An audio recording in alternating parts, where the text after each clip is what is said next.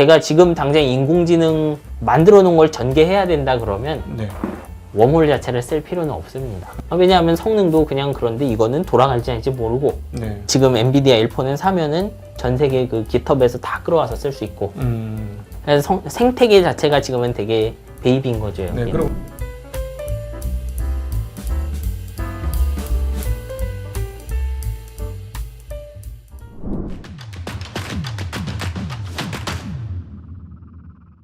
안녕하십니까. 증시각도TV 시청자 여러분, 투자 여러분 반갑습니다. 네, 여러분이 좋아하시는 우리 한국 최고의 반도체 작가이시죠. 작가이시죠. 네. 네.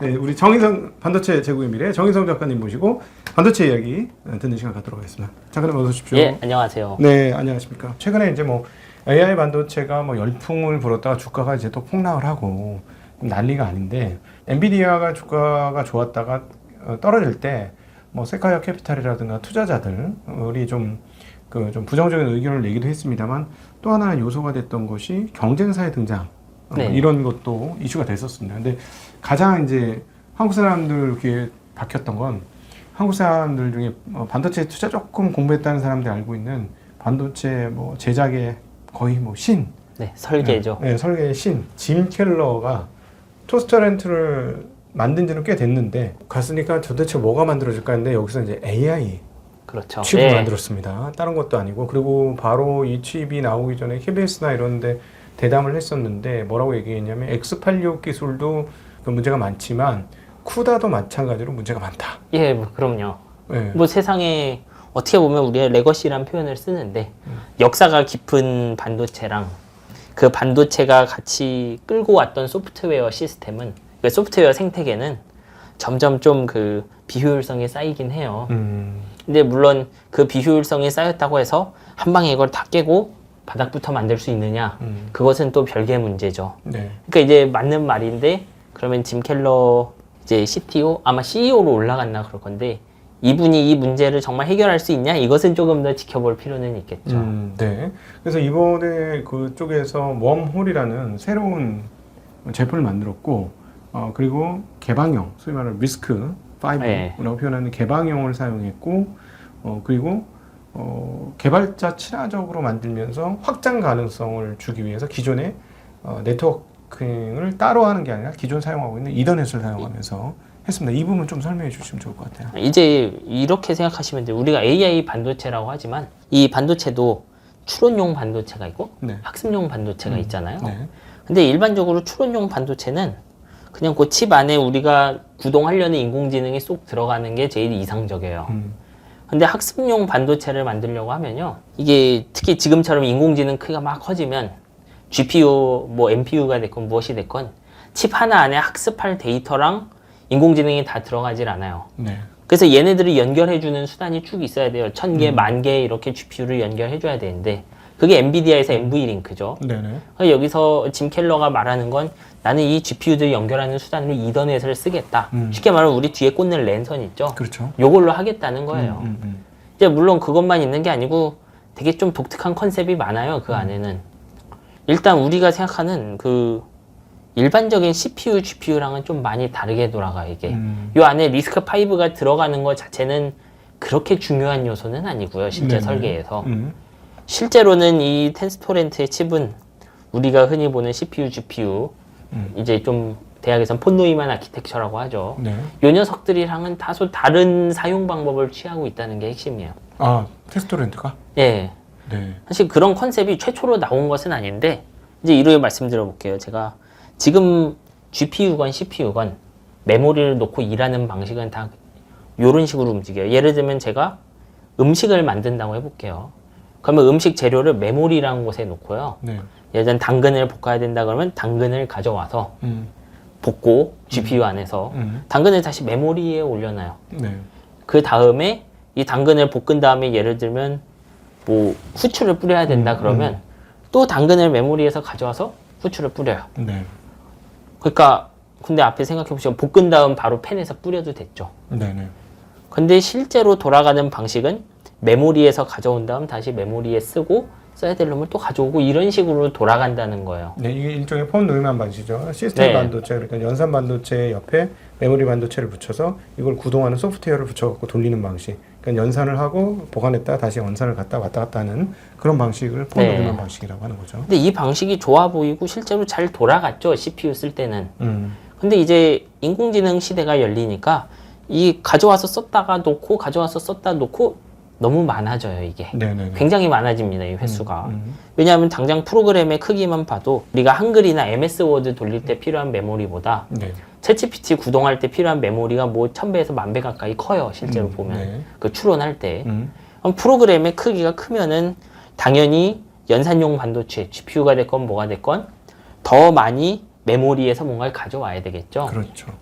그게 지금 HBM이란 메모리가 떠오른 이유기도 해요. 네, 한꺼번에 엄청난 메모리를 갖다 써야 되기 때문에 그다음에 왜냐면 GPU 성능은 초극대화돼가지고 한꺼번에 연산할 수 있는 병렬 연산 네. 숫자가 많아졌고 병렬 연산 숫자를 맞춰주려고 하니까 길을 여러 개 내가지고 그렇죠. 한꺼번에 문을 다 열어갖고 한꺼번에 데이터를 뭐 1000개씩 줘야 되니까. 그렇죠.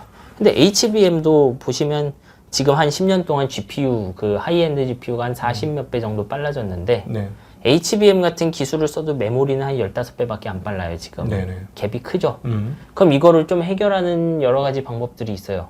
그중 이제 텐스토렌트 같은 회사가 택한 방식은 아까 봤던 그 당근 왔다 갔다 하는 거, 그거 자체를 줄이면 되지 않냐 이런 겁니다. 네네. 그래서 이걸 어떤 식으로 줄이느냐, 어떻게 보면 좀 이 칩을 쓰는 사람이 할 일이 많아요.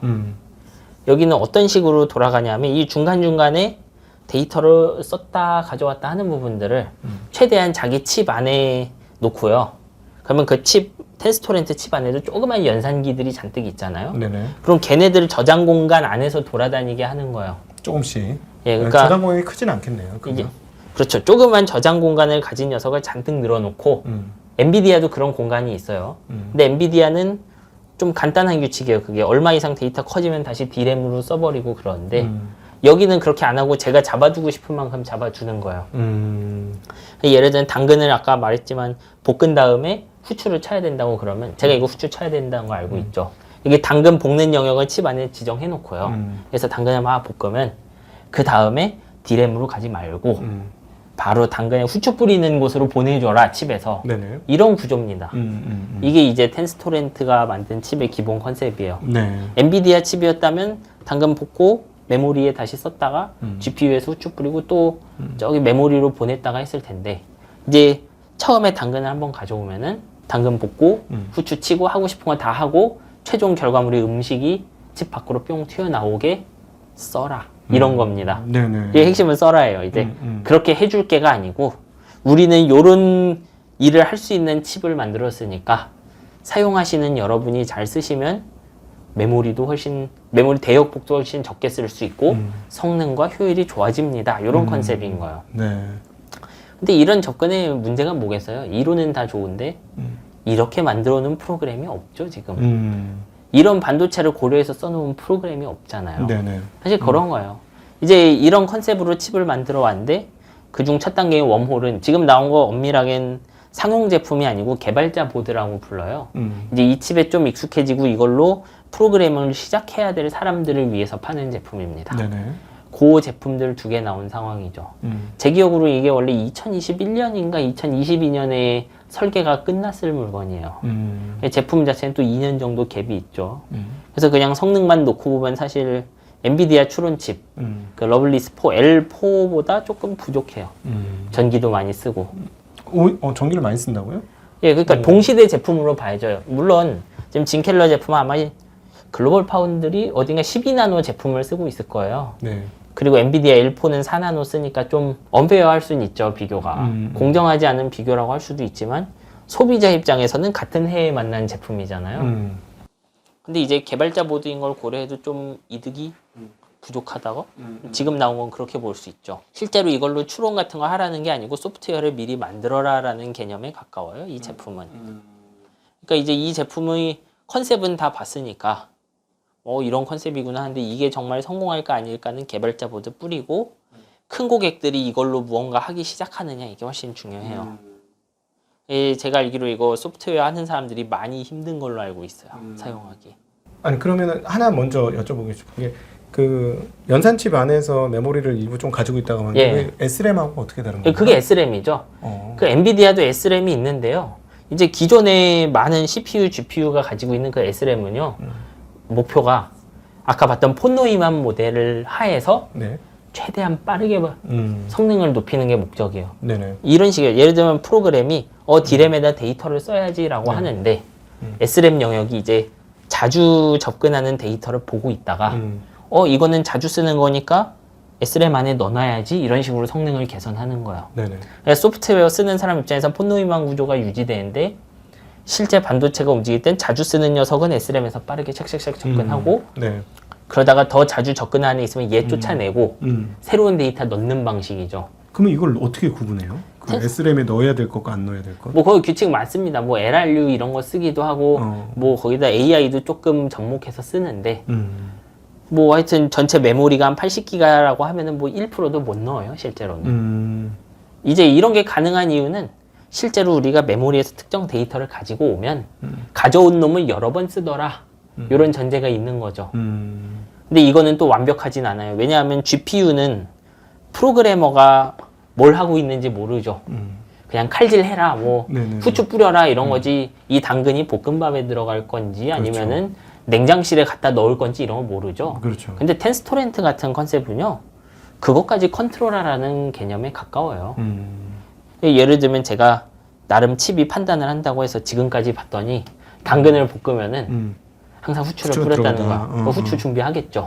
요 후추에 해당하는 메모리 영역 뭐 이를 준비를 해야 되는데 어쩌다 한번 이게 그냥 냉장고로 가거나 예를 들면 이 반도체는 몰랐지만 당근 볶아놨는데 냄새가 이상하면 갖다 버릴 수도 있잖아요. 그렇죠. 그럼 그럴 때마다 이 SRAM 효율이 나빠져요, 실제로는. 텐스토렌트 같은 칩들은 그런 것까지 컨트롤을 좀 하라는 느낌에 가깝죠. 네. 여기 네가 보내기로 한 거면 반드시 다음 영역으로 보내라. 이게 왜 이런 칩이 그래도 가능해졌냐 하면 옛날에 돌리던 그 CPU에서 돌리던 프로그램이랑 특징이 좀 많이 달라서 그래요. 이 옛날에 CPU 돌리던 프로그램은요, 예. 좀 그 메모리를 접근할 때 많이는 접근 안 하는데 굉장히 무작위로 접근을 했어요. 예를 들어 여기에 있는 메모리 접근하면 근처를 접근하다가 요 근처에 있는 메모리보다 갑자기 확 뛰고 접근하다 확 뛰고 그런 식으로 돌아가는데 인공지능은 그 우리 그림 그려본 거 보면 그 딥러닝이라고 부르잖아요, 보통. 네, 네. 그 여러 개의 층으로 돼 있죠. 뭐 신경망 층이 여러 개 있잖아요. 네네네. 그래서 이 메모리로 봐도 요 흐름이 조금 보이긴 해요. 정방향으로 가겠구나. 예를 들면 제가 인공지능이 한 10층으로 된 AI라고 하면 3층에서 1층으로 메모리를 보내는 일은 거의 없더라. 그래서 나올 수 있게 된 칩인 거예요, 이거는. 그러니까 옛날에 우리가 CPU 프로그램이었으면 텐스토렌트 같은 컨셉으로는 하는 게 많이 힘들었을 거예요. 예상을 할 수 없으니까요. 제가 텐스토렌트 안에 조그만 10식스 코어 중에 10식스라고 불러요. 얘들은 그 네. 단위 연산 장치를. 예를 들면 그 4번 칩에 뭔가 데이터가 있는데 이게 어디로 갈지 예측하는 게 옛날 프로그램들이 힘들었어요. 근데 AI는 이거 예측이 좀 많이 쉽죠. 그러니까 굉장히 그 밑에 있는 메모리까지 다 컨트롤하게 해주면 D램 대역폭을 아낄 수 있겠구나. 아까 말했던 그 원래는 당근 볶으면 메모리 놓고 했던 이런 것들을 다 빼고 당근을 볶아서 후추까지 쳐야 되면 제가 명시적으로 이 칩 안을 떠나지 말라고 할 수 있거든요. 그러니까 예를 들어서 너는 AI 쪽 추론만 해. AI 추론 중에서 너는 예를 들어 그림만 영역을 해. 또 너는 음성만 해. 뭐 이렇게 지정을 하면 약간 특화. 그거보다 훨씬 딥하게 되어 있어요. 이제 예를 들면 그림 그리는 인공지능이 있다 그러면 얘가 층이 10개 있다고 해봐요. 그림 그리기 위한 첫 단계, 두 단계, 세 단계 이렇게 쭉 있을 수 있죠. 네. 그러면 첫 단계에 필요한 데이터는 이 칩에서 특정 영역 뭐 지정을 하는 거죠. 여기로 들어올 데이터는 전부 다 그림 그리는 내용의 첫 단계다. 그러면 두 번째 단계를 담당하는 칩의 일부분을 또 아예 지정을 하는 방식인 거예요. 그렇군요. 그러면은 그 프로그래머들이 그 칩에 명령어를 다 넣어줘야 된다는 얘기네? 뭐 그렇죠. 뭐 그거는 다른 칩들도 그런데 엔비디아였다면 칩 전체가 그 그림 그리는데 10단계가 있다고 하면 첫 단계 할 때 칩 전체가 우글우글 몰려가서 다 해결하고 그 거대한 GPU가요. 그 다음에 또 두 번째 층 계산해야 되면 또 GPU 전체가 우글우글 몰려가서 해결하고 네. 이런 식으로 돌아가요. 근데 이제 텐스토렌트 그리고 이런 계열의 칩들은 칩 안에 아예 좀 물리적으로 매핑되는 거에 가까워요. 음. 예를 들면 이만한 GPU가 있으면 GPU 요 부분은 그림 그리는 AI의 음. 첫 번째 층이다. 음. 그러면 요 녀석들은 두 번째 층으로 보내주고 세 번째 층으로 보내주고 이렇게 돌아갑니다. 네네네. 그러니까 당연히 효율은 좋을 수밖에 없는데 네. 그 명령어 밖에 거가 들어오게 되면은 인식 자체를 못할 수도 있겠는 거네요. 그 다시 프로그램 많이 해줘야 되고 그러니까. 우리가 AI를 좀 많이 바꿔야 되면 이런 거 힘들 거예요. 예를 들면 제가 범용 AI는 어렵다는 얘기네. 어떤 측면에서. 빠르게 진화하고 있으면 좀 사용하기 까탈스러울 수 있죠. 네. 그러니까 어떻게 보면 이런 칩들은 좀 제가 기술적 성숙도가 올라가서 요 인공지능이면 되겠다 싶으면 요거에 맞춰서 좀 쓸 수 있지 않을까 그렇게 생각합니다 저는. 네.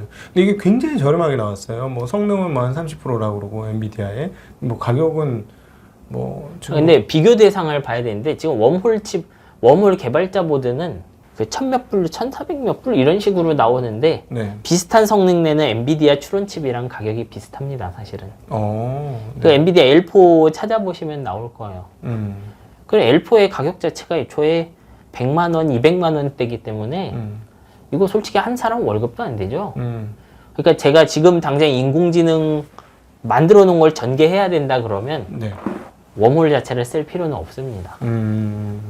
왜냐하면 성능도 그냥 그런데 이거는 돌아갈지 아닐지 모르고 네. 지금 엔비디아 L4는 사면은 전 세계 그 깃허브에서 다 끌어와서 쓸 수 있고 그래서 생태계 자체가 지금은 되게 베이비인 거죠. 여기. 네. 그리고 예를 들어 GitHub이라는 그 개발자들이 모든 자기의 그 코드 올리고 코드를 올려놓은 데서 쿠다 생태계로 올린 것들이 엄청나게 많을 테니까. 그렇죠. 바로바로 이제 이미 쌓아놓은 그 지적 자산에서부터 자기가 시작해서 네. 좀 빠르게 더 올릴 수 있다. 뭐 이런. 그러면 텐스토렌트는 어떻게 해야 될까요? 네. 기존의 쿠다 생태계에 있던 애들을 자사칩에서 잘 돌아가게 해줘야겠죠. 그렇죠. 거의 딸깍질만 하면 돌아가게 해줘야 되는데 그게 사실 AMD도 잘 못하죠. 그거. 네네, 그렇죠. AMD는 GPU의 구조가 사실 엔비디아랑 비슷해요. 쿠다 쓰냐 힙 쓰냐 차이지. 네. 그 쿠다에 해당하는 힙이라고 불러요. 그 AMD에서는. 그래도 잘 안 됩니다, 사실은. 구조가 비슷한 칩에서도 이렇게 호환성 따라가는 게 힘든데 네. 구조가 이렇게 상반된 칩에서 잘 할 수 있겠느냐. 그러니까 이거는 되려 텐스토렌트 쪽에서 진짜 그쪽 사람들 최적화 컴파일러 이런 사람을 잔뜩 뽑아서 고객 하나 큰 거 오면은 거기 완전히 달라붙어갖고 이거 하나를 성공을 시켜야 돼요, 고객을. 네네. 그래야 뭔가 이 칩으로 자라나기 시작하죠. 아직은 보여줘야 될 게 많다고 생각해요. 그럼 100몇십만 원짜리를 내는 거는 니들이 알아서 한번 만들어봐. 이렇게 판을 깔아준 거 아니야? AI 하고 싶으면. 일단 써보라는 거죠. 예, 그러니까. 네. 그러니까 개발보드라고 부르는 거예요, 그걸. 상용 제품이라고 부를 수는 없고, 실제로는. 네네. 네. 이제 근데 성능은 보고 특성은 좀 볼 수 있잖아요, 개발자들이. 네네. 내가 뭐 해야 되는지도 알 수 있고. 아마 초반에 들어오는 사람은 굉장히 해야 되는 일이 많고, 이후에 들어오는 사람들은 이제 칩이 잘 되면 서서히 쉬워질 거예요. 예전에 쿠다로 인공지능 하던 사람들도요, 2008년 이럴 때 보면, 네. 지금처럼 딸깍질 못하고, 그 일일이 컴파일러 돌려갖고, 그 엔비디아 기계어로 막 던지고 그랬어요. 그런 사람들이 성공하니까 점점 자주 쓰는 거 묶어갖고, 이제 이거 일일이 쓰지 말고 이거는 묶어서 쓰자 하면서 생태계가 쌓여온 거죠. 지금 그 단계인 거예요. 그래서 이제 제가 뭐 짐 켈러 같은 분을 평가할 수 있는 입장은 아닌데, 네. 지금까지 CPU에서 해왔던 싸움과는 조금 다른 싸움을 한다고 말씀드리고 싶어요. 네네. 이분이 뭐 AMD 있다가 뭐 애플도 갔다가 인텔도 갔다가 했잖아요. 그렇죠. 근데 그때마다 설계를 성공시켰는데 그 설계들은 어디서 승리했냐 하면 이미 그 소프트웨어 생태계가 갖춰진 곳의 멤버였어요. 예를 들어 AMD에 있을 때는 이미 인텔이 깔아놓은 X86이라고 부르는 거대한 소프트웨어 생태계의 호환성을 가지고 가는 입장이었죠. 네. 호환되는 생태계 만든 게 아니고, 애플에 왔을 때도 ARM이라는 회사의 그 생태계에 이렇게 간 것이고요. 네. 텐스토렌트는 반대로 생태계가 없는 곳에서 이제 토양부터 만들어야 되는 그런 상황이라고 좀 말씀을 드리고 싶어요. 네네네. 그러면 지금 이제 말씀하신 대로 그 만드는 기반이 엔비디아는 ARM 계열이고 또 AMD는 X86.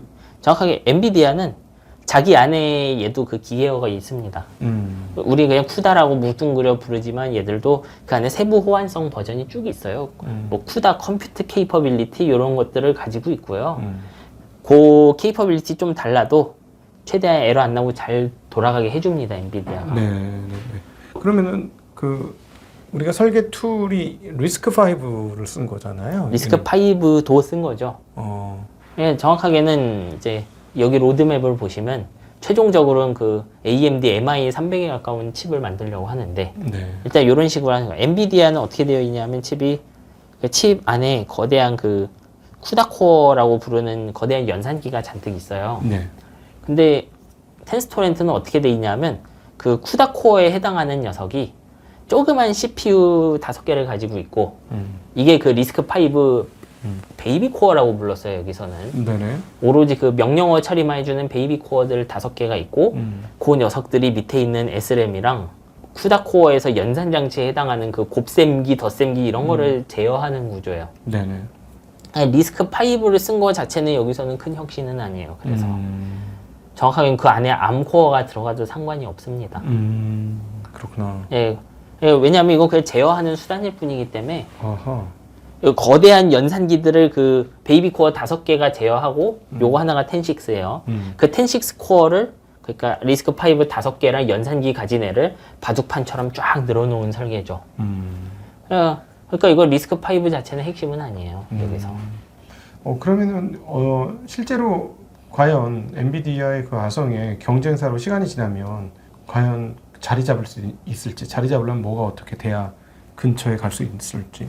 전 궁금하네요. 크게는 이제 두 가지가 있어야 된다고 보는데 하나는 지금의 열풍이 꺼지면 안 됩니다. 예. 왜냐하면 이제 어떻게 보면 성과가 잘 안 나오고 그냥 AI 자체에 관심이 없어지면은 기존 거 그냥 쓰던 거 오래 쓰려고 하지 새로운 거를 사람 뽑아서 훈련해가면 쓸 그런 이유가 전혀 없죠. 네네. 그게 이제 첫 번째. 일단은 지금 열풍이 좀 계속 혁신이 나와야 되겠고요. 네. 두 번째는 성공적으로 돌아가는 AI 중에 원가 때문에 안 돌아가는 놈이 하나 나와야 돼요. 예를 들면 GPT-6가 나왔다고 해보죠. 뭐 네. 존재하지도 않겠지만. 예. 근데 이게 어떻게 되는지 몰라요. 해봤더니 이거를 구동하면은 완전히 뭐 산업의 혁신이 일어날 것 같아요. 네네. 근데 오픈AI가 이걸 돌려보니까 네. 하나 돌리는데 학습 말고 추론하는데 GPU가 한 1000개씩 필요하더라. 아. 그것도 이제 메모리 때문에. 그러면 원가가 안 나오잖아요. 그쵸. 우리 A100 8개 빌리는 거 기준으로 하루에 10만 원 단위로 줬었으니까 하루에 억 단위로 나갈 거잖아요, 돈이. 굉장히 비싼데 내가 이 비싼 녀석을 돌려서 적용하려고 했더니 저쪽 효율은 오르는데 내 원가가 너무 높다. 이런 시나리오여야 이런 칩을 쓰는 거죠. 네. 왜냐하면 지금 텐스토렌트 칩이 기존에 안 되던 인공지능 되게 해준다기보다는 돌아가던 녀석도 효율을 확 올리는 형태이기 때문에 그렇습니다. 네네네. 예. 그렇죠. 그러니까 지금 말씀하신 것처럼 그 우리가 이제 잘 모르는 영역인데 소위 말하는 클라우드 서비스나 서버 업체들이 그 엔비디아의 뭐 GPU라든가 이걸 빌려주는 겁니다. 사용할 시간을 빌려주는 거죠. GPU 서버를. 예. 그래서 시간당 그 부과를 하는 거예요. 지금 그 최전선에서 실제로 해보셨기 때문에 정 작가님이 이런 말씀을 해주시는 거고, 그럼 우리는 이해하셔야 될 게 뭐냐면은 서버에 이렇게 깔아놓으면 우리 같은 일반인들이 챗 GPT 3.5에다 4.0에다 질문을 해서 돌아가기도 하지만 우리 정 작가님 같은 분은 프로그램을 설계하기 위해서 직접 GPU를 시간을 두고 빌려서 쓴다는 개념입니다. 그래서 그거를 위해서 지금 또 그 서버가 구축되고 있는 것 중에 네, 그 하나가 클라우드들이 지금 GPU 사는 이유가 그냥 구경하고 뭐 지구 온난화 일으키려고 사는 건 아니잖아요. 네네. 자체 데이터 센터가 없는 많은 기업들이랑 데이터 센터는 있는데 당장 공간이 없다. 이런 회사들을 고객으로 삼으려고 사는 거예요. 그렇죠. 저희도 이제 클라우드에서 그 GPU 빌려서 학습시켜 봤죠. 여기저기서 빌려서 썼죠, 이제. 네네네. 이제 그 임대도 PC방이랑 똑같아요. 가격이 시간당으로 매겨지기 때문에 거의 칼처럼 떨어져요. 얼마나 썼는지. 네네네. 이렇게 좀 원가를 추정해 볼 수가 있죠. 네네. 뭐 자기 데이터 센터 있으면 몇십 프로 싸고 하겠지만. 네. 뭐 어쨌거나 요거의 핵심은 텐스토렌트 같은 칩. 다른 칩들도 마찬가지예요. 지금 AI 반도체라고 나오는 많은 칩들은 지금 엔비디아 칩으로 안 되는 게 확 된다 이런 건 아니에요. 왜냐하면 텐스토렌트 칩도 엔비디아 칩도 뭐 저쪽 그록 뭐 세레브라스 이런 많은 칩이 동일한 이론에서 기반한 동일한 인공지능을 돌려요.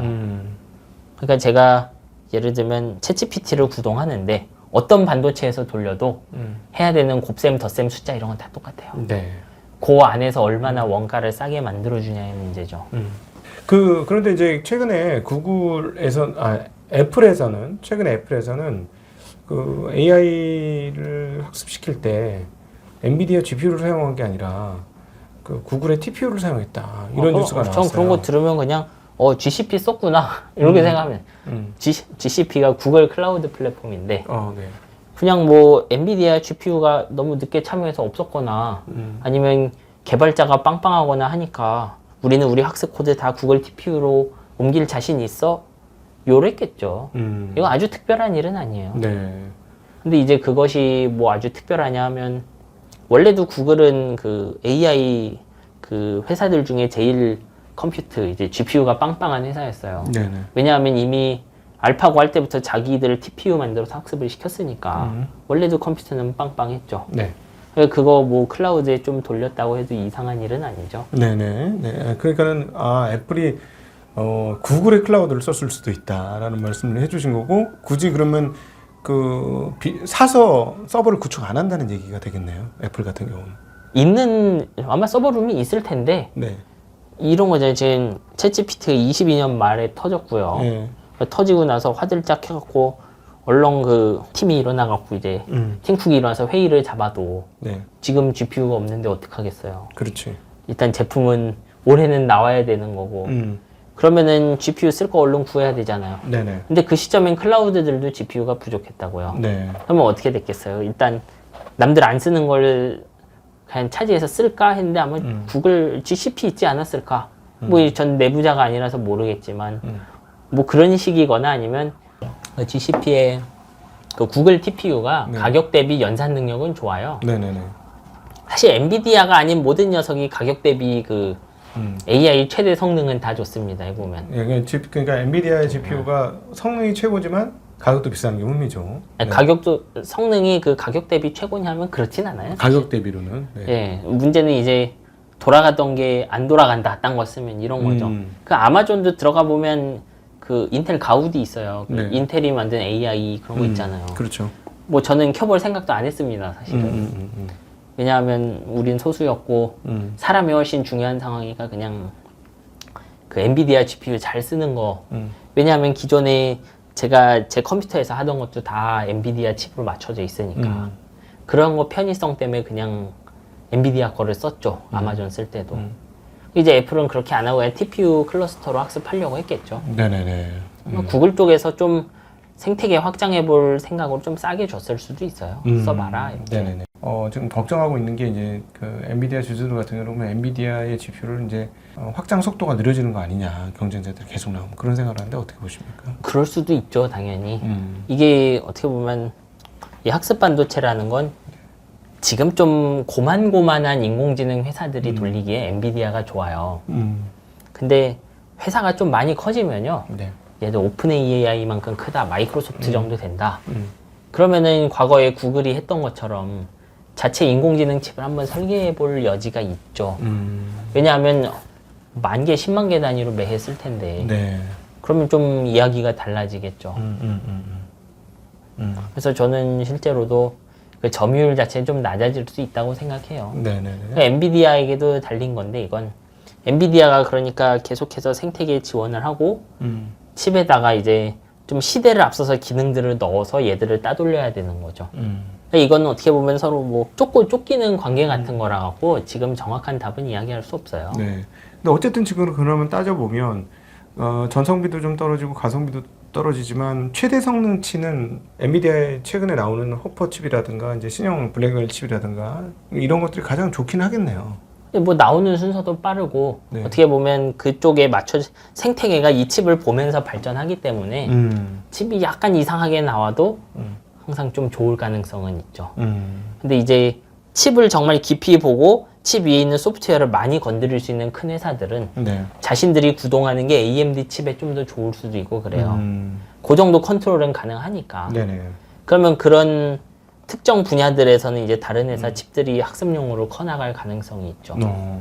자, 그러면은 사실은 가장 그 경쟁자 중에 지금 유력한 경쟁자들은 말씀을 하셨고 이번 실적 발표도 얘기가 나왔습니다만 AMD의 MI300 같은 경우는 그 서버 채택률이 좀 늘어나고 있는 것 같아요. 판매가 늘고 있는 것 같은데 인텔은 그렇죠. 이번 실적에서 폭망을 했습니다. 인텔은 그러면은 GPU나 이런 걸 만들 기술이 없다고 봐야 되나요? 아니요, 인텔도 기술이 있죠. 가우디 3 이런 건 나왔잖아요. 근데 그렇죠. 이 누구한테 파냐가 문제겠죠. 지금 MI300이나 아니면 그 인텔 가우디 같은 게 개인들이나 조그만 스타트업에 팔릴 가능성은 솔직히 높진 않아요. 제가 조그만 스타트업이고 인공지능으로 뭐 하고 싶은데 네. 그러면 인공지능 하는 사람 뽑겠죠. 네. 근데 인공지능 하는 사람은 솔직히 컴퓨터 전문가도 아니고 반도체 전문가도 아니에요. 그냥 대학원에 있거나 박사했거나 기존 구글 같은 데서 인공지능 코드만 만지던 사람이지. 네. 이 사람들은 사실 엔비디아랑 AMD GPU 차이도 정확하게 구분 못할 가능성이 있어요. 네. 근데 제가 하고 싶은 건 인공지능이죠. 이 회사들이 빨리빨리 돌아가려면 일단 뽑은 인력을 최대한 굴려야 돼요. 네. 그러면 기존 GPU, 엔비디아 GPU를 도입해서 쓸 수밖에 없는 거죠. 그러니까 큰 회사들 위주로 비즈니스가 성공하면은 칩 매출 늘고 그거 잘 안 됐으면은 GPU 매출 폭망하고 이런 식으로 나올 거예요. 계속. 뭐 그렇게 보시면 돼요, 이거는. 네네. 네. 큰 회사들 중심으로 돌아가면 인텔은 계속해서 어렵다. 인텔도 뭐 하다가 어디 하나 뚫으면은 갑자기 가우디 매출 하고 올라가고 하겠죠. 네네네. 근데 서버 시장에서는 아무래도 대형사들이 중심이고 서버 시장에서 계속 밀리는 거 봐가지고 좀 어려워. 그러니까 그런 서버 단일 서버 대수로 파는 건 큰 의미가 없고요. 네. 어떤 그 AI 하는 큰 고객이 우리 인텔 가우디 3 도입할 거야라고 해야 그때서야 가우디 들어간 서버 발주가 들어가는 구조인 거죠. 그러니까 서버 만드는 회사 이런 데 의미가 없고 인공지능 학습시킬 회사가 중요한 거예요. 예. 그 회사들이 가우디 같은 칩에 적응할 만큼 개발자가 있고 규모가 돼야 그런 사람들 마음을 딱 잡아야 매출이 확 느는 구조죠. 그럼 지금으로는 좀 닫힌 거네요, 상황이. 뭐 좀 봐야죠. 그 안에서 마케팅이 뭘 하고 있는지 모르니까. 우리가 이제 그러면 결국은 호퍼라든가 엔비디아에서 만드는 거는 인공지능 관련 슈퍼컴퓨터고요. 그다음에 이제 클라우드나 이런 데서 뭐 어떤 뭐 연구소나 이런 데서 쓰여지는 건 따지고 보면은 그냥 일반 슈퍼컴퓨터잖아요. 기존 데이터 센터에서 하는 것도 일종의 슈퍼컴퓨터 아닙니까? 사실 컨셉은 똑같아요. 네. 우리가 인공지능 슈퍼컴이라고 부르지만 실제로는 과거에 IBM 같은 데가 만들던 슈퍼컴퓨터보다 네. 훨씬 느린 연결로 많이 연결한 컴퓨터들에 가까워요. 그러니까 예를 들면 제가 아마존 클라우드에 있는 서버도요. 한 번에 한 1000개 정도, 뭐 그만큼 안 빌려주겠지만 저한테 한 번에 한 10개, 100개 정도 빌리면은 걔네들도 슈퍼컴퓨터처럼 엮을 수 있어요. 아마존이 그런 거 해줍니다. 그냥 슈퍼 클러스터인가 뭐 이런 식으로 묶어주고 그 스토리지까지 다 묶어줘요. SSD까지. 제가 인공지능 하는 회사 예를 들면 네이버 같은 데가 A100 이런 거 도입해서 데이터 센터에다가 서로 NV링크로 연결하는 거랑 큰 차이 안 납니다. 실제로는. 네, 네. 이게 내 데이터 센터에 있냐 상대 데이터 센터에 있냐 차이인 거지. 네네. 근데 아마존은 거기서 컴퓨터 몇 개나 하나씩 빌려주기도 할 뿐인 거죠. 예전 고객이 똑같이 20개 빌렸는데 어떤 고객이 하나하나 별개 엔지니어가 쓸 수도 있고 다른 고객 똑같이 20개 빌렸는데 컴퓨터를 이 고객은 20개 엮어서 쓰려고 할 수도 있고 그래요. 네네. 그게 이제 깜짝 놀라는 거는 직접 사가지고 우리 건물에다 설치하는 게 아니라 온라인에서 그걸 다 쓸 수 있다는 거예요. 그러니까 그게 클라우드 간의 그 기술 격차예요, 실제로. 단순히 단일 컴퓨터를 빌려주는 거는 옛날에 우리 AI 한참 유행하기 전에 앱 만들 때 있죠. 네. 그때는 컴퓨터끼리 엮는 기술이 그렇게 중요하지 않았어요. 왜냐하면 그때는 우리가 앱을 만들면요. 컴퓨터 그 서버 하나도 앱 하나가 다 못 써갖고 그거를 여러 명한테 빌려줬다고요. 컴퓨터 하나를. 네네네. 근데 지금 AI 같은 거는 반대예요. 컴퓨터 여러 개를 엮어서 큰 걸 학습시켜야 되죠. 네네네. 그래 놓으니까 이제 데이터 센터 잘 만들었냐 아니냐가 좀 중요합니다. 그러니까 데이터 센터를 잘 만들어 놓은 거는 연결을 쉽게 해가지고 자기 컴퓨터 여러 개 뭐 나 1000대 갖고 있어 하는 건데 그 중에 이 친구 봐라 좀 많이 쓰려고 하네. 그럼 이 정도 돈 받고 10개 묶어서 줘야지. 그러니까 뭐 데이터 100개, 100개 그렇죠. 붙여야지. 이게 되게 유연하게 잘 된다는 말씀이시죠? 예, 그러니까 예를 들면 제가 GPU 서버 이제 한 100개를 엮어서 슈퍼컴을 만든다고 하면 일종의 얘네들 물리적으로 가까이 있어야 되겠죠. 그렇죠. 왜냐하면 물리적으로 멀리 있으면 엮지 않는 게 훨씬 나아요. 그 서로 데이터 주고받는데 시간 너무 걸려서 그럼 물리적으로 서버들이 비슷한 자리에 있어야 된다는 의미겠죠. 네. 그런 게 잘 안 되는 클라우드도 있어요. 써보시면. 제가 그런 잘 안 되는 클라우드에서 A100 서버 100개를 빌리면 네. 그냥 컴퓨터 본체 100개 산 거랑 똑같아요, 이거는. 네트워크로 연결할 수 있는데 굉장히 느리겠죠. 근데 좀 큰 클라우드에 가면은 제 사용 목적에 맞춰서 클러스터를 만들 수 있죠. 네네.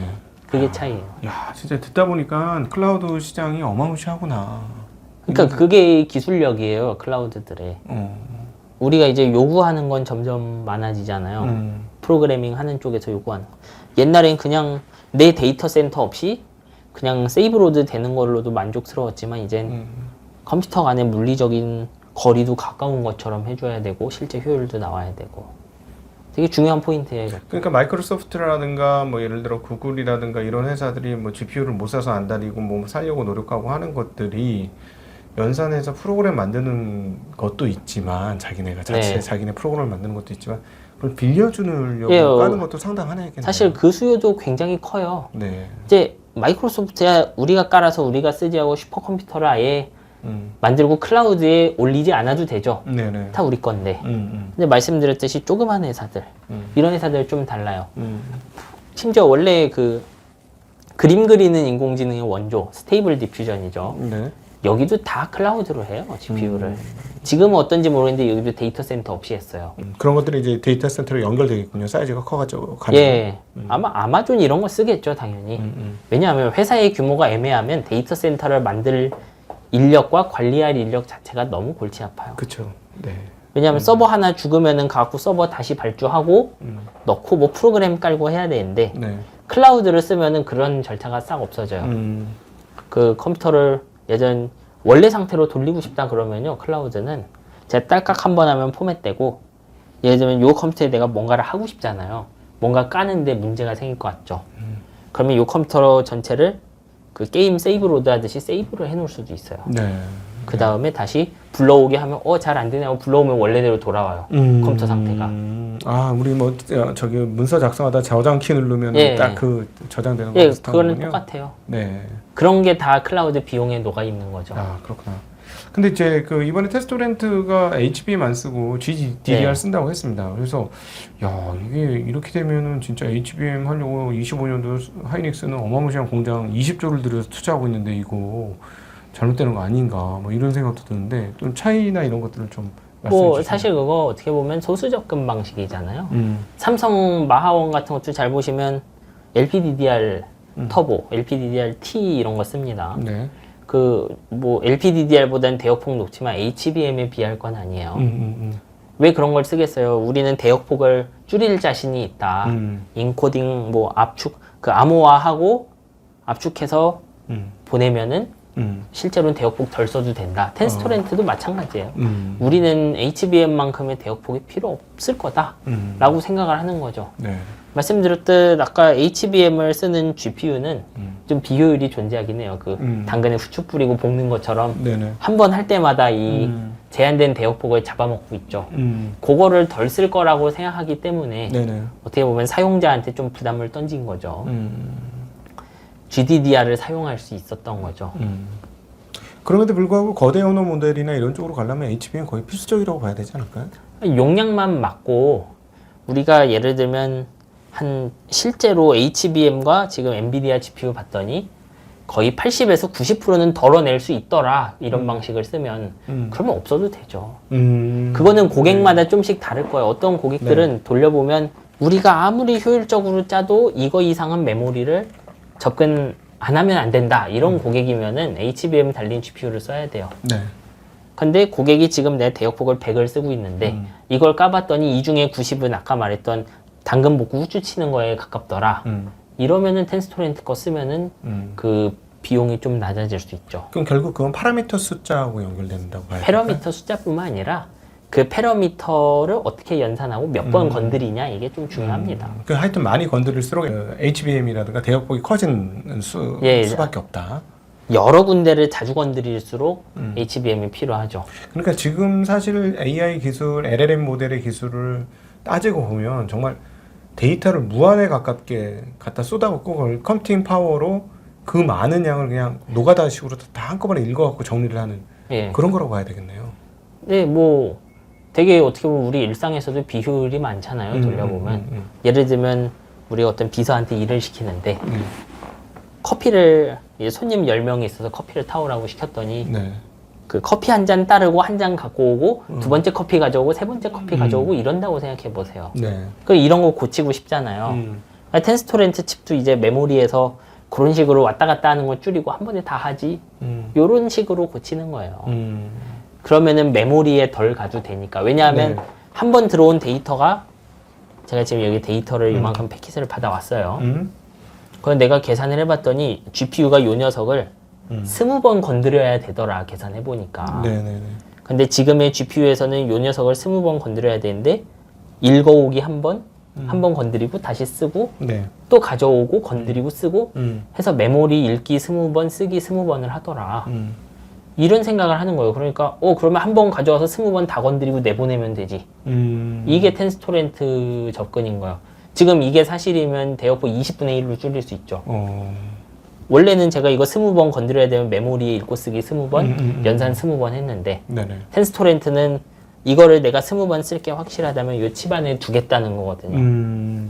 그러면 당연히 야. 그만큼 대역폭을 아끼겠죠. 그러면은 그 SDRAM의 개수가 어마무시하게 많아지면 좀 빨라질 수 있겠네요. 그 SRAM이요? 그러니까 SRAM. 그러니까 그 프로그램을 그 고정시켜 놓는 거를 예. 이 컴퓨터에는 요 컴퓨터 컴퓨터를 붙일 수 있다고 그랬잖아요. 그 이더넷을 통해서 여러 개를 붙일 수 있다고. 근데 물론 그 SRAM 자체는 요 제가 칩을 하나 놓으면 SRAM은 칩 안에서만 빠르고 네. 이거 이더넷으로 연결해봤자 효율은 안 나와요. 그래서 제가 이 뭐 엔비디아 NV링크도 마찬가지인데 GPU를 여러 개 연결하면요 그 특정 칩 안에 무엇을 넣을지도 되게 중요해요. 그러니까 칩과 칩을 이더넷이건 NV링크건 연결했으면요 네. 둘 사이 주고받는 건 최소화를 해야 됩니다. 그러니까 이렇게는 할 수 없어요. 제가 여기 웜홀 2개가 있고 둘을 이더넷으로 연결을 해놨죠. 제가 옆에 이더넷으로 연결된 녀석의 메모리를 내 것처럼 쓸 수는 없어요. 옆에 있는 애가. 엄청 느립니다. 그런 짓은 하면 안 되죠. 그렇구나. 그 지금 뭐 프로그래밍 할 때 힘든 점이 그럼 프로그램이 그냥 컴퓨터가 여러 개 10개 달려있으면 10개가 그 병렬로 따르게 들어가야 빨라지는 거지. 하나 처리하고 하나 처리하고 하나 처리하고 하려면 이더넷은 완전 꽝이네.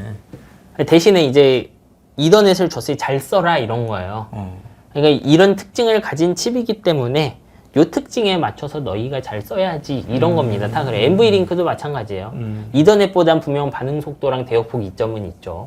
대신에 NV링크 자체가 칩에서 차지하는 면적이 좀 커요. 그리고 이제 이 텐스토렌트 칩 같은 건 아까 그 메모리 가격은 아꼈잖아요. 그러니까 칩이 좀 클 가능성이 높아요. 이게 말씀드렸지만 최대한 칩 안에서 D램 접근 안 하고 할 수 있는 거 다 하는 컨셉이잖아요, 칩이. 처음에 GDDR에서 한번 데이터 받아오면 네. 요 녀석 안에서 막 20번씩 핑핑핑핑 쳐갖고 결과값을 딱 내놓는 구조잖아요. 네네. 그래도 칩 안에 용량 부족하면 D램을 접근해야 되겠죠. 그럼 그 접근 횟수 줄이는 법이 뭐 SRAM을 키우는 거죠. 그렇죠. 근데 SRAM은 많이 비쌉니다. 그렇죠. 많이 비싸고 너무 비효율이죠. 네, 그 용량이 굉장히 적어요. 그래서 제가 알기로 이 웜홀 칩이 얘도 거의 일반 CPU 칩의 한 3배 가까이 될 거예요. 크기가. 사이즈가. 예. 보통 우리가 만들 수 있는 칩의 크기가 800제곱밀리 정도 되거든요. 얘는 근데 제품이 모르겠어요. 제가 다른 제품과 헷갈린 건지 모르겠고 거의 600제곱밀리 가까이 나오는 걸로 알아요. 좀 많이 크죠. 일반 GPU 칩보다도 많이 큽니다. 이게. 엔비디아 칩 중에 그 정도 크기 나오는 건 하이엔드 모델밖에 없어요. 네. V200, A200, H100 이런 애들이 800 사이즈가 나와요. 왜냐하면 이 다이 사이즈를 아끼겠다고 너무 SRAM을 줄이면 결국 D램 접근 많이 해야 되잖아요. 그러니까 D램을 적게 쓰려고 다이를 키웠다라고 봐도 되겠네요. 그렇죠. 어떤 측면에서는. 네. 그러니까 이런 제품들은 어떻게 보면 자신들이 생각했던 것보다 인공지능이 너무 크게 발전해버리면요. 되게 아플 수도 있어요. 그럼 HBM 늘리는 것보다 훨씬 어렵거든요. 처리가 안 된다. 자기 한도를 벗어나는 순간. 안 들어가니까 이 칩 두 개, 웜홀 칩 예를 들면 2개를 연결해서 써야 되는데 엔비디아는 HBM 쓰지만 칩 하나로 들어갔더라. 네. 그러면 효율이 역전될 가능성이 높아요. 그렇구나. 그런 게 열려 있군요. 네. 네네네. 향후에 그 GDDR의 운명과 그다음에 HBM 운명 어떻게 전개될까? 저는 GDDR은 하던 거 잘 할 거라고 생각해요, 사실은. 대략 HBM의 수요가 뭐 네. 회사마다 2~3배씩 예측이 차이 나는 게 문제죠. 네네네. 저는 이제 이건 되게 인공지능 어떻게 발전하느냐에 따라 다른데 1, 2년은 이미 수요가 정해져 있잖아요. R&D 페이지니까. 그렇죠. 25년까지도 이미 예. 선주문이 끝났다. 네. 근데 저는 이제 뭐 올해 내년 중에 AI가 좀 진짜 세상 바꿔놓거나 이 스마트폰이라는 물건의 용도 자체를 바꿔놓을 레벨로 안 나오면 HBM도 설치해 놓은 거 한참 써야 될 것 같아요.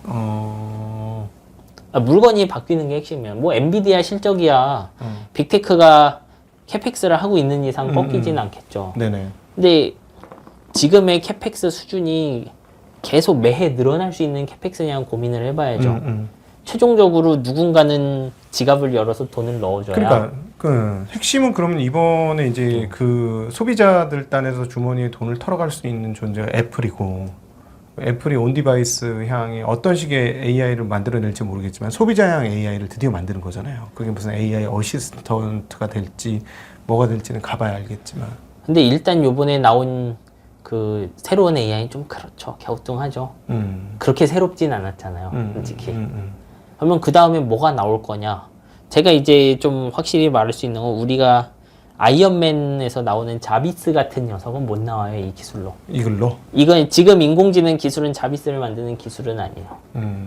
예를 들면 지금 제가 이제 각도기님을 만나면 저랑 옛날에 했던 대화들 이런 거 가끔 떠오르고 그렇죠. 제 취향도 떠오르고 언제쯤 오는지 다 기억하고 있잖아요. 지금 인공지능은 그렇게 개인에 대한 기억을 가진 인공지능이 아니에요. 그치. 그러니까 진짜 의미로 맞춤형 비서가 될 수는 없죠. 예를 들면 제가 음식점을 검색을 했는데 너 당뇨병 걸렸잖아. 이건 먹지 마. 라고 할 수 있는 인공지능은 아니에요. 그러니까 새로 그냥 소위 말하는 백과사전을 매번 새 마음과 빈 마음으로 그쵸. 백지에서부터 시작해갖고 한 번에 쫙 백과사전 읽어갖고 답을 주는 거지. 너 나한테 거기 가고 이렇게 했으니까 나 그 기억을 다 갖고 있어. 그걸 근거로 찾아줄게. 이게 안 된다는 거죠. 그게 안 되죠. 왜 안 돼?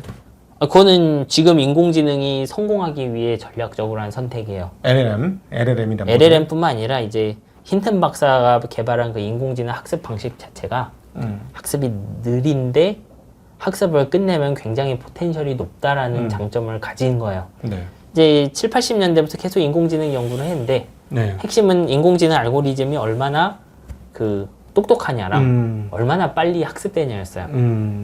그 시절에 빨리 학습되는 인공지능 많았어요. 그 KNN 이런 거 학습 시간이 빵초예요, 실제로. 그 단점이 뭐야? 아무것도 못 한다는 거죠.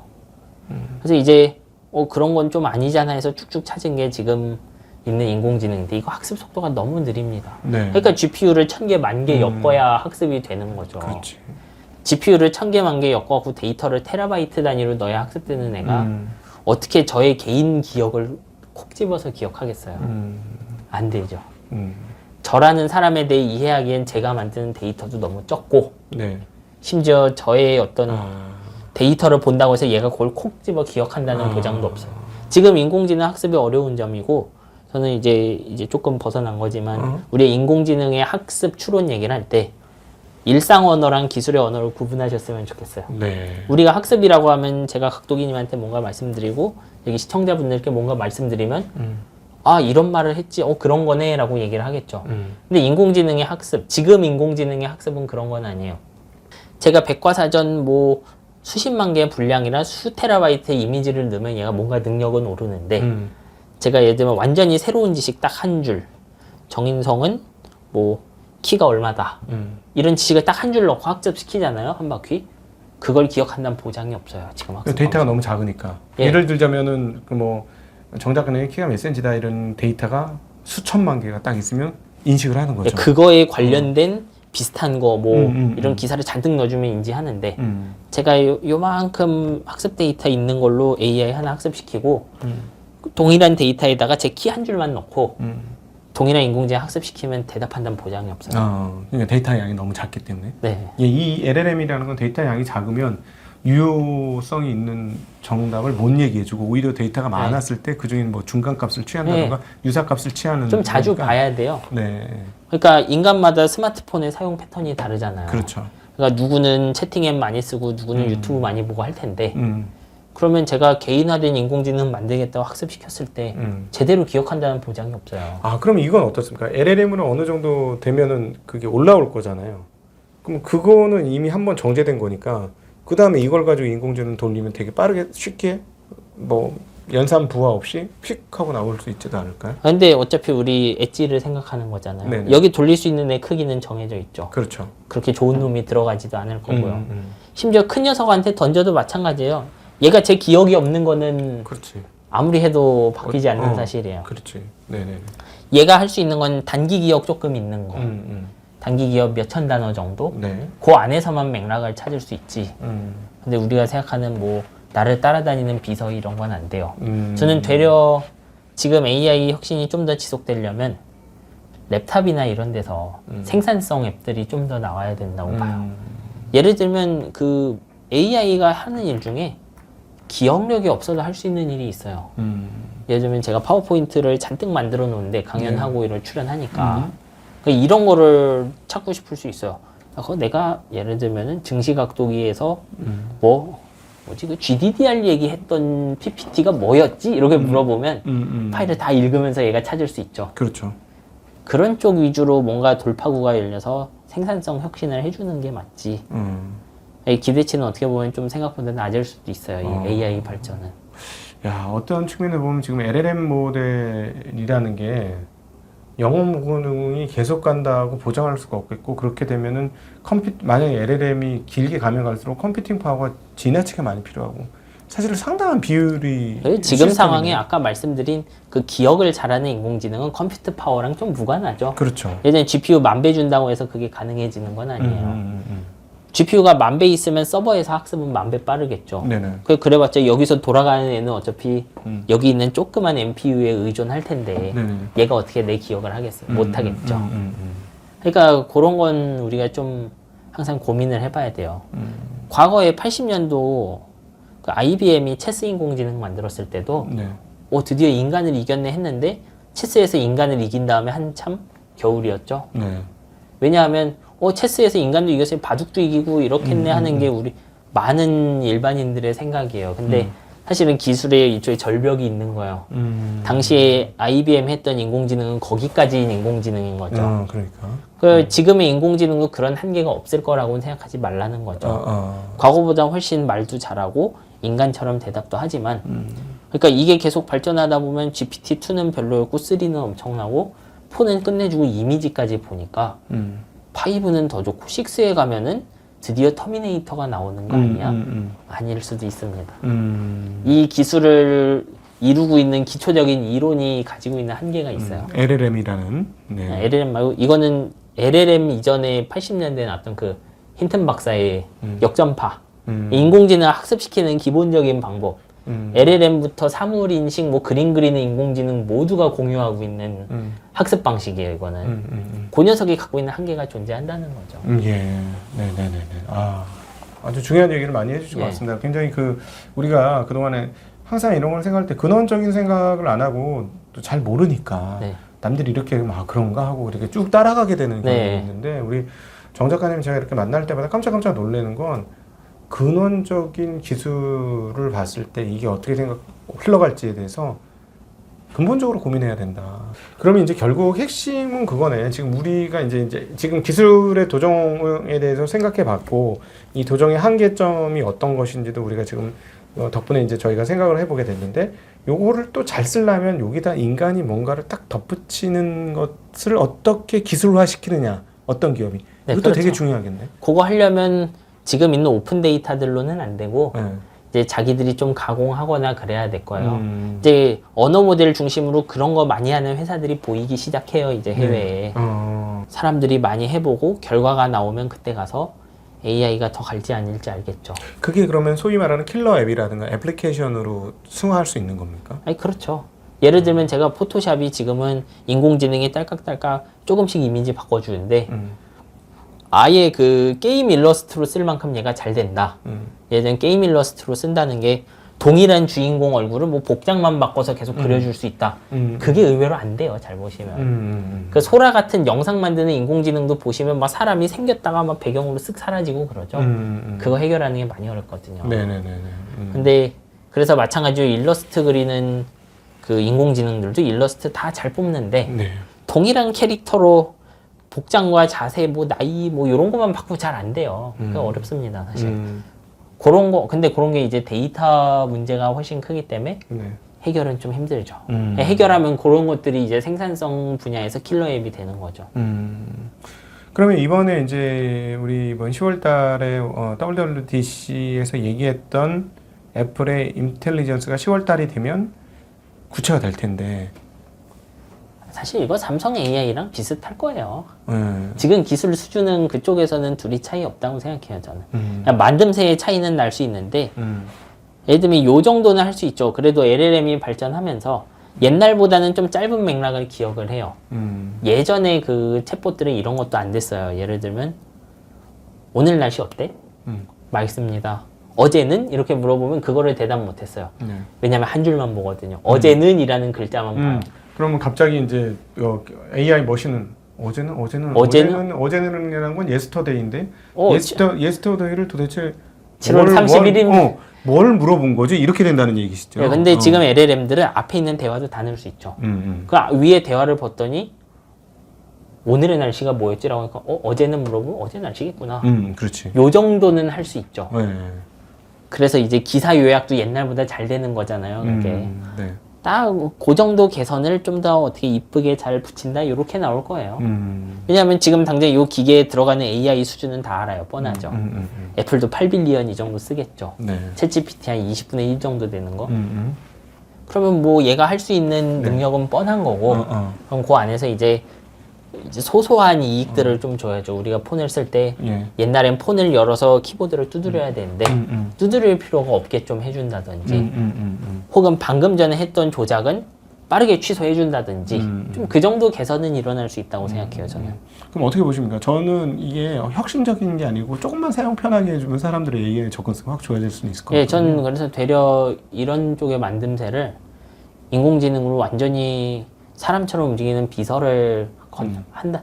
어떻게 한다기보다는 기존에 좀 원래 스마트폰을 쓰면 좋은데 너무 어려워서 못 쓰던 계층들에게 스마트폰 보급을 늘리는 방향으로 시장 확장하는 게 좋지 않나. 예를 들면 어르신들 이런 쪽이죠. 뭐 문자 앱 이런 것도 잘 몰라요. 근데 예를 들면 정인승이한테 뭐 보내라 이러면 이제 그렇게 보내주는 거죠. 예를 들어 뭐 저기 음악 좀 틀어줘 이러면 음악 갑자기 구동이 되고 뭐 이런 거 예를 들어 그 음악 뭐냐 막 이러면 그럼 이제 컴퓨터 스마트폰 안에 있는 정보면 스마트폰 안에 찾아갖고 그 음악 틀어주고 그 정도는 어떻게 갈 수 있겠죠. 음성 인식이라든가 그러니까 인터페이스 그러니까 입력 인터페이스의 전환까지는 가능하다. 네. 그렇게 보시는 거예요? 어떻게 어떻게 보면 옛날에 우리 그 인공지능 스피커한테 원했던 걸 훨씬 잘하는 정도? 그 정도는 되지 않을까. 오늘 좀 내용이 좀 어려웠을 수도 있을 것 같은데 우리 조금 칩 공부하고 또 사상 그다음에 최대 난이도 아닐까 이게?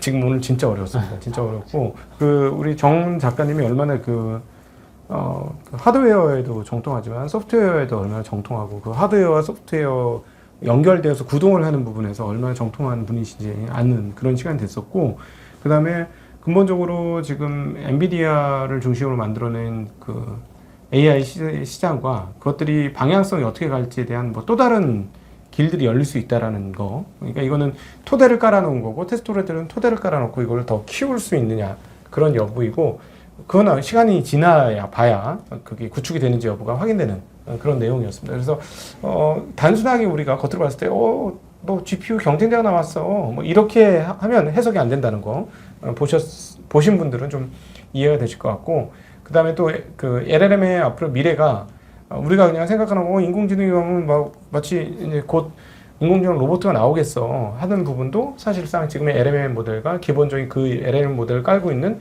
기초 어떤 과학 이론에 의하면 쉽지 않고 전혀 다른 리그가 펼쳐져야지 우리가 생각하는 사람 같은 인공지능이 나온다라는 것도 오늘 배우게 된 아주 그러니까 귀한 이렇게 생각하시면 좋아요. 네. 로봇도 나올 수 있는데 로봇이 할 수 있는 일은 그 단기 기억 뭐 몇십 초 정도 그 정도 작업들만 할 수 있다고 생각하시면 단순 반복 작업은 이 LLM 모델에서도 할 수 있는 거잖아요. 예를 들면 물류 같은 거. 예를 들면 자율주행은 왜 되겠어요? 우리가 주행할 때 그 뭐 3-4시간짜리 주행 기억이 필요 없어서 그래요.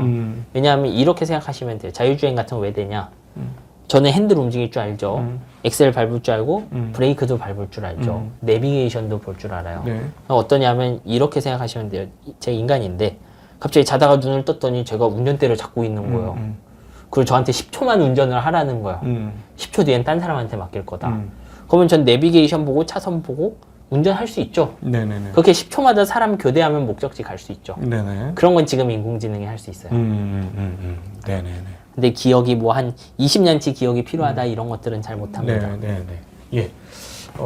도움이 되셨으리라고 믿고 그 LLM에 대한 마지막 설명은 LLM의 구조적 그 어떤 한계를 말씀해 주신 거다라고 보시면 되겠습니다. 근데 오늘 귀한 시간 아주 좀 저는 개인적으로 저도 어려웠어요. 저도 오늘 어려웠는데 어떤 밑그림을 그릴 수 있었던 것 같습니다. 그래서 여러분들에게도 도움이 되셨으면 좋겠고 조금 전문가들은 더 신나는 시간이 아니었을까 싶습니다. 오늘도 귀한 시간 만들어주신 우리 정 작가님께 감사드리고 함께해 주신 모든 분들께도 감사드립니다. 인사드리겠습니다. 고맙습니다.